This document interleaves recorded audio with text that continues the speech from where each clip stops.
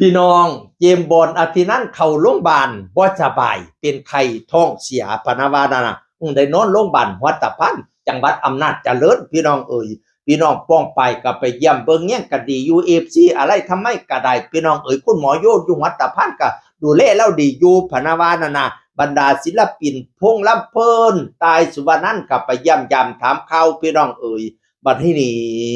มันมี แล้วก็ดีละละแล้วก็ดีละละนาเกี้ยงนาสอนาใสดีอยู่ได้กินข้าวต้มอะไรทำไมก็ดีขึ้นอยู่พี่น้องเอ้ยเป็นตาสิได้ออกโรงพยาบาลแล้วบ้าปะนี่ช่วงเศร้าเสนอบักลาให้แข็งแรงใส่พอข่อยเอ้ยนาเกี้ยงเขาไปรวยไปลายดีอยู่ดอกบัดนี้มันมีเลี้ยงข่อยสิเว้าสู่ฟังหมอลำเพชรน้ำมาก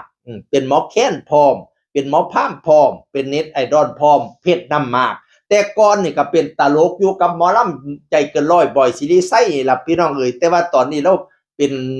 เป็นศิลปินฟรีแลนซ์ไปหาเป่าแค้นแน่ไปสูดขวัญแน่ไปอันล่ำแน่พี่น้องเอ้ยเราก็เลยโทรมาถามข่าวเกมบอดอาทินั้นในฐานะรู้จักกันเรื่องแก่นกันว่าเป็นหยังเนาะพอลุงพนาวาน่ะเจมบอลอาทินั้นก็เลยว่าเป็นไข้ท้องเสียผู้นั้นก็เลยถามเจ้าไปกินหยังมาก็ไปกินก๋วยเตี๋ยวเจ้านั้นตัวอีกอย่างหนึ่งเจมอันหมอลำเพชรอามาที่ขายก๋วยเตี๋ยวพร้อมเพชรอามาก็เลยถามเอ้าจะมากินแต่พวกใดคอยก็กินตั้งแต่เขาพรรษาพุเดพะนะว่า กินเพชรอามาก็เลยว่าโอ๊ยสมาสิความรู้สึกซาแท้บัดนี้เขาเจ้าก็เลยเว้ากันว่าอุ้ยมันเฮ็ดไปเฮ็ดคลิปตลกได้ดีเป็นเว้าคลิปตลกได้ดีว่าซั่นเพชรน้ำหมากก็เลยออกมาเว้า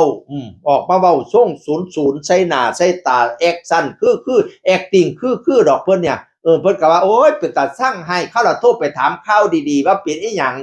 เทิงว่าท้องเสียว่าไปกินก๋วยเตี๋ยวเฮากินก๋วยเตี๋ยวตั้งแต่เข้าพรรษาพุ่นแหมโอ๊ยจะมาความรู้สึกซ่าคักเนาะสแตกตั้งแต่เข้าพรรษาพุ่นว่าแต่มาเกิดอาการมันก็ซ่าโพดดอกเฮาอุตส่าห์เป็นห่วงพะนะว่านั่น ด่าว่าสั่นตัวด่าเจ็บบอนอภินันท์พี่น้องเอ้ยหน้าตาเพิ่นน่ะคือดอก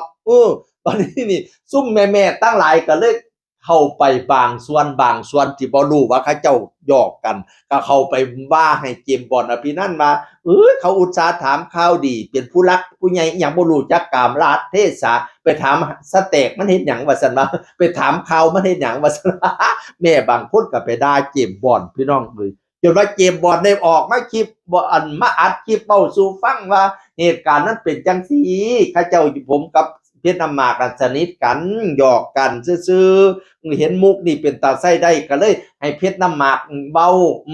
บ่นึกบ่ฝันเลยว่าคลิปนี้สิกลับมาทำลายเจ้าของเฮ็ดให้แม่ FC เพชรน้ำหมากกลับมาด่าเจมส์บอนด์เอาที่นั้นพี่น้องเอ้ยเพชรน้ำหมากเว้าไว้จังได๋ก็สิให้ฟังก็สิฟังว่าเป็นตาสั่งไรก็สั่งไปได้ละคนก็ได้ถ้าถามดีแล้วว่าไปทั่วทีมทั่วแดนเนี่ยให้เกมบอลที่นั่นหมาล้ำจะเกิดหน่อยเกิดยังกันอย่างนี้ข่าวว่าเพิ่นเข้าโรงพยาบาลมาทั้งไข่ทั้งท้องเสียเขากระทักไปถามแล้วว่ากินอย่างมากละพี่เพราะมินกินก๋วยเตี๋ยวเจ้าเสียขนาดปากโตแล้วเบิ่งมาซะแตกตั้งแต่เขาพรรษาร่างกายยังมาสิความรู้สึกสาทักแน่มานี่ห้องก็สิมาก็สิเป็นสันบ่เอาเป็นตาหน้าแต่เขาหลายอย่างเพิ่นตายเขาเป็นห่วงเขาทักปัญหาเขาเป็นตาสั่งใส่มันเป็นตาสั่งแท้สแต็กตั้งแต่เข้าพรรษาผมมันสิมามันความรู้สึกซ่าคักแท้ว่าซั่นว่าหน้าตาเคร่งเครียดแต่นี่เพิ่นน่ะน่ะ acting นี่เต็มร้อยว่าต่อไปจนว่าแม่ๆ FC เพิ่นได้ไปด่าให้เจมส์บอนด์อภินันท์เขาอุตส่าห์ถามดีๆไปถามหาสเต็กมันเฮ็ดหยังกับคนแบบนี้ว่าซั่น บางคนเพิ่นบ่เข้าใจว่าเขาหยอกกันเจมส์บอนด์อภินันท์ก็เลยได้มาอัดคลิปแก้ข่าวก็เลยบอกว่ากินก๋วยเตี๋ยวเจ้านั่นล่ะโอ้ยฝากถึงแม่ๆเพชรน้ำหมากเด้อฝากถึงแฟนคลับเพชรน้ำหมากก็ฝากถึงเพชรน้ำหมากเด้อจะเป็นหยอกก็จะเป็นเฮ็ดคือคักคือแน่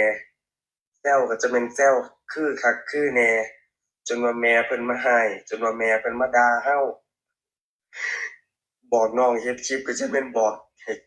คนมาด่าเจ้าของคัก